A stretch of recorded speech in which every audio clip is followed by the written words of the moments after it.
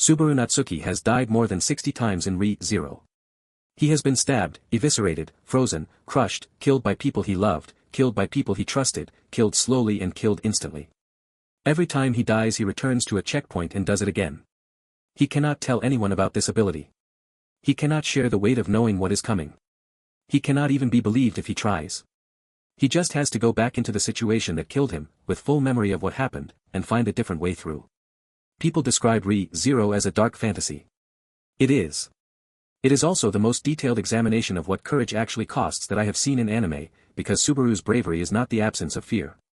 He is terrified almost constantly. He goes anyway. I want to make the argument that return by death, the ability that is usually framed as Subaru's power, is actually his burden, and that what he does with it is one of the most honest portrayals of resilience in the medium. Subaru cannot win by using return by death. He can only learn. Each death teaches him something about the situation, about the people in it, about what goes wrong and when.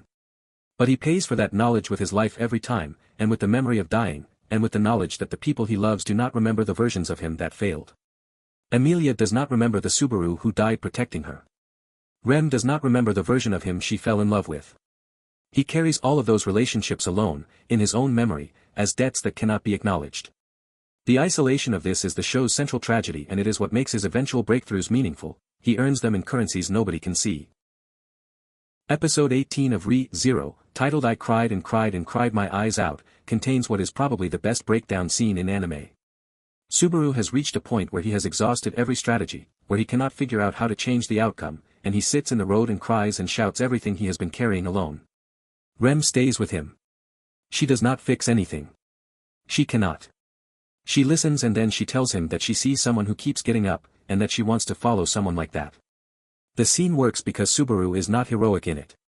He is finished. And the show is saying that being finished is not the same as being done. Getting up one more time after you are finished is the specific thing being celebrated. Subaru's love for Emilia is criticized as irrational. She barely knows him, he barely knows her, and yet he dies repeatedly on her behalf. The criticism misses the structural function of his devotion. Subaru arrived in this world from Japan with nothing, no friends, no achievements, no particular purpose.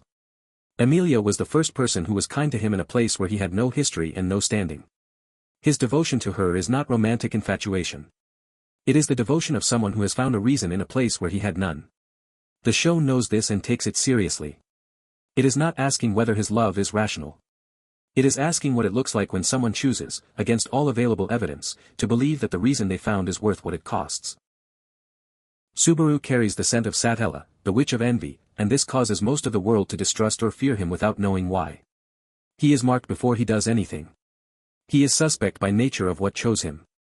The show is deliberate about this. Subaru's situation, being penalized for something he did not choose, resonates with a specific kind of real-world experience. The people who are expected to prove themselves in environments that have already decided what they are. What the show does with this is not resolve it through power. Subaru does not become so strong that the prejudice stops mattering. He earns relationships one at a time, slowly, by being the person who shows up and does not quit. Re-Zero is on Crunchyroll.